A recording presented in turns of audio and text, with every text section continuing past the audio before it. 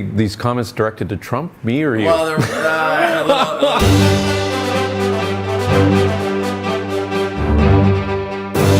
again, folks. My name is Lionel. I'm sitting here with Damiano, Bison's CFO, and we've had a couple of popular videos as of late. We had just before President Trump was brought into office, we had the Trump effect in trucking. Damiano laid out what his predictions were for the economy and our industry, and really they all came to fruition, so good on you there for that. We also had a secondary shoot, which was a Trump effect on trucking, a redo, I believe you called it there, but a year later. And now what we're going to do is just take a couple minutes to have a little bit of fun, but also provide some feedback. What we're going to be doing here is commenting on comments that we got. And we've actually answered a lot of the comments already, but I thought we could put this in video form. You may be wondering if the comments are directed at you or myself or Trump or Bison, and it's a little bit of all of that. So let's start off with the first one here. So we have, he has actually an icon you'll see on the screen that actually has a no BS as his profile picture. So you sort of know where this is going. Chef Carvin Bacchus, thank you for your comment, says, this dude didn't say anything. No. Just to play on words in the media. Damn. So then, so that's. Hey. Yeah.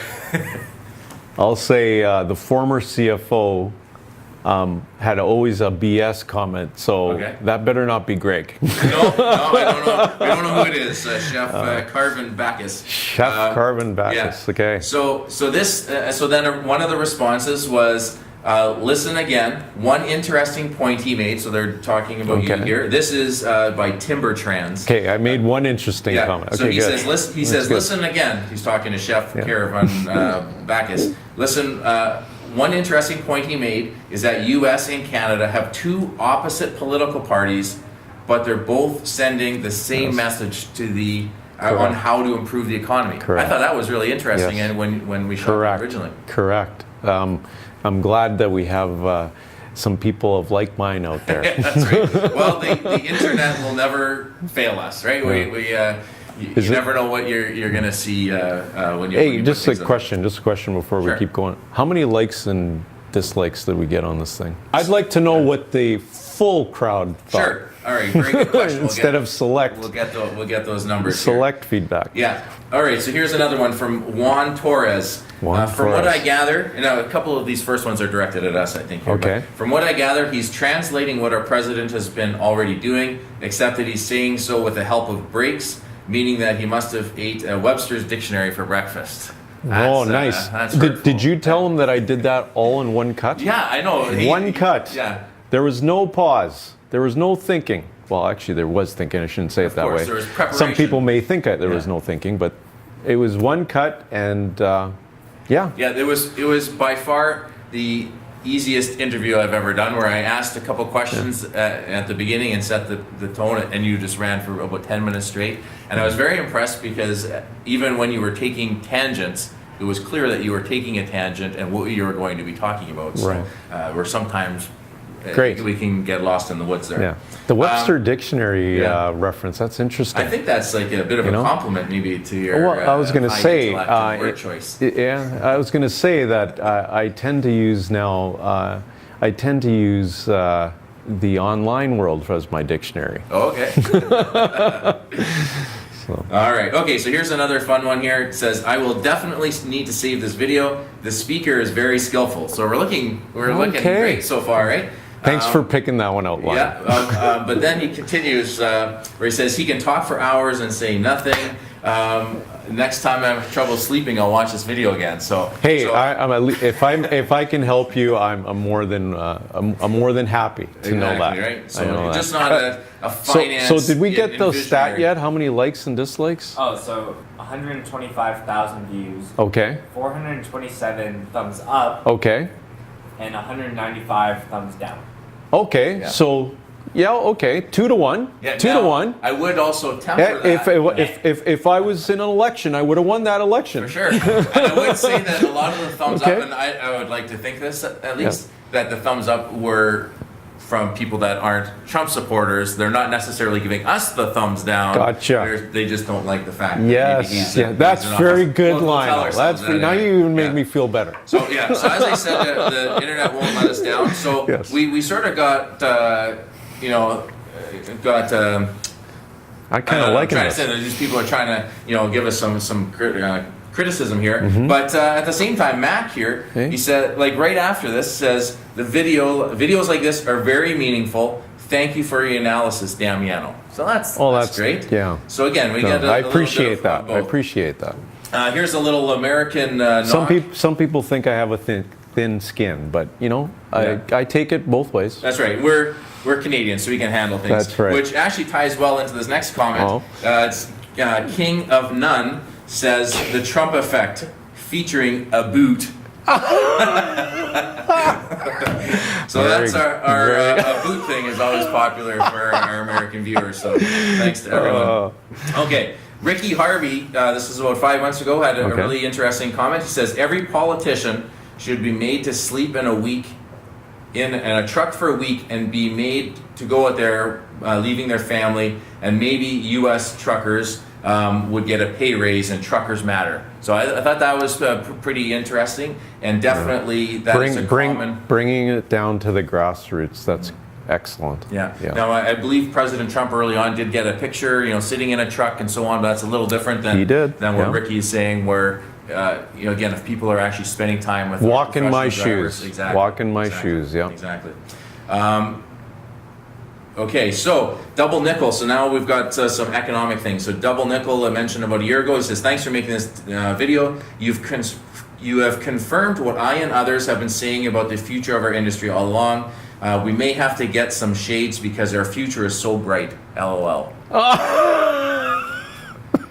So is he being sarcastic, double nickel? LOL, you're not sure, but I think he's. I know I'm an accountant, but I can pick up on the subtleties. So the next one, Sewell Camara. Okay. Now, this actually touched on a comment that you've made, and it's a real simple comment that says, "You kill import, export, you kill transport industry, period," in all caps. That's pretty dramatic. I mean, but yeah, that is pretty dramatic, but I would say unrealistic in terms of that. But yeah, so I think their point. I don't know if it's a he or a she, of course, but I think their point is that that we can't restrict trade and we have to foster that for everybody's benefit. I agree with that. Thanks for the translation. Yeah.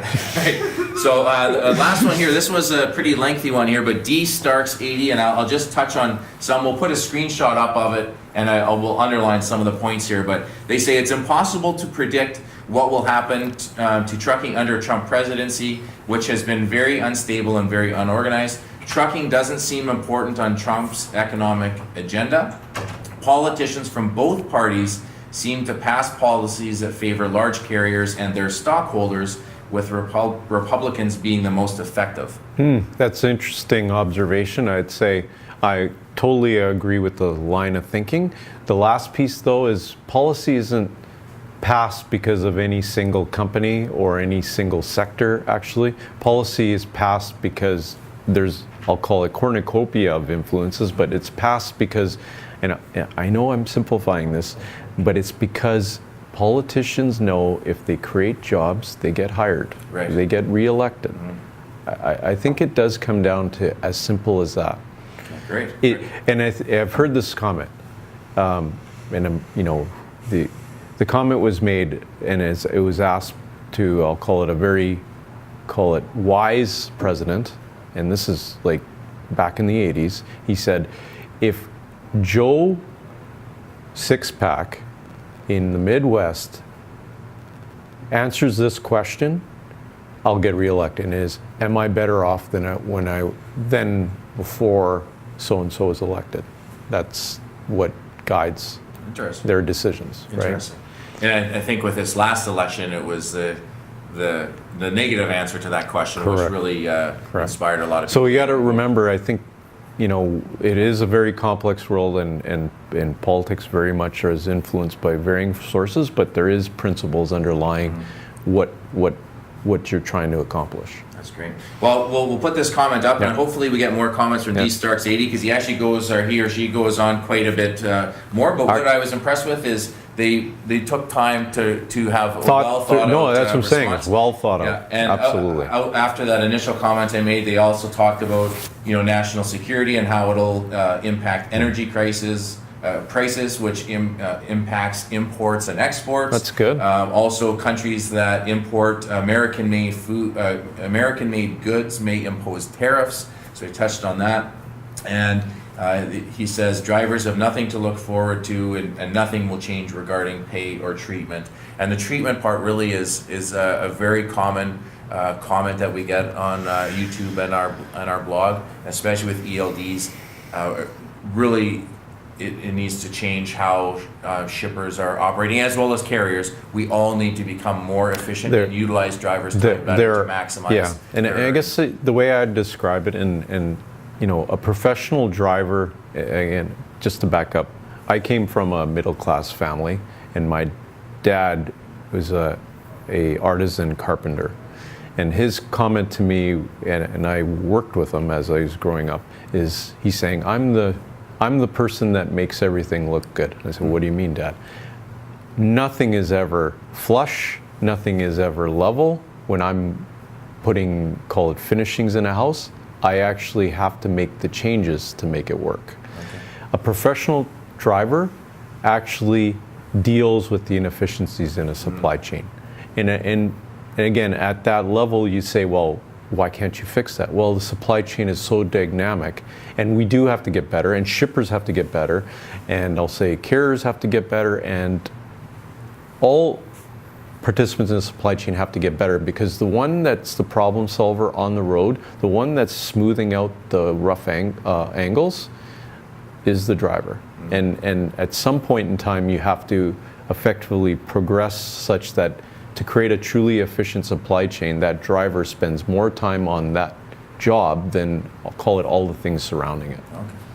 So. All right, good. Well, very interesting story. Yeah. Thanks for sharing that. So, all right. Well, thank you everyone for all of your comments. Yeah, we had quite a number of likes and a handful of dislikes, either for us or for the President of the United States, who's currently in office. But please keep your comments coming. We do definitely look at all of them and respond to as many as we can. And also all of the comments that we're getting, we look for common trends to be able to find out what types of things are of interest to our audience, and that helps us determine what type of content we want to produce in the future. So yeah, if you have comments, please share them. If you have ideas of what else you would like us to be able to produce, to share our views and start some dialogue, we definitely would appreciate that. So thanks again for watching. Please comment below and subscribe, and keep in touch with Bison.